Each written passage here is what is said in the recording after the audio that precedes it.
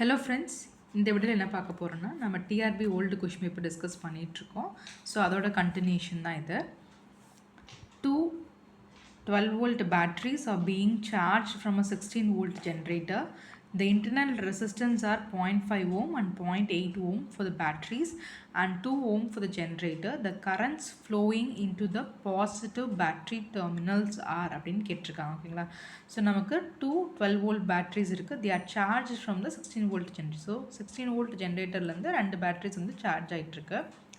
So internal resistance பார்த்தீங்கன்னா பேட்டரிக்கு 0.5 ohm 0.8 ohm கொடுத்துருக்காங்க, ஜென்ரேட்டருக்கு 2 ohm கொடுத்துருக்காங்க.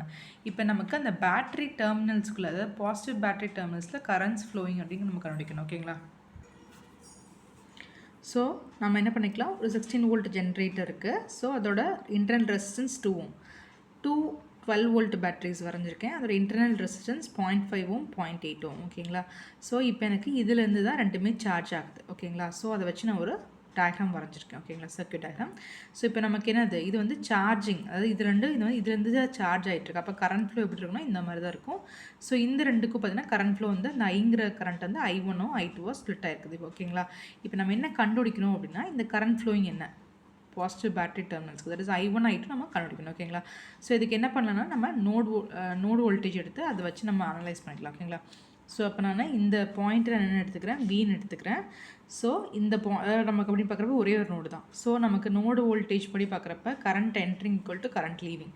So I is equal to I1 + I2. ஓகேங்களா? ஸோ இப்போ I அப்படிங்கிறது என்னவாக இருக்குன்னா, இதுதான் நமக்கு சப்ளை பண்ணுது. ஓகேங்களா? அப்போ என்னவாக இருக்குன்னா 16 - V divided by 2 equal to, ஏன்னா current leaving equal to V - 12/0.5 V - 12/0.8.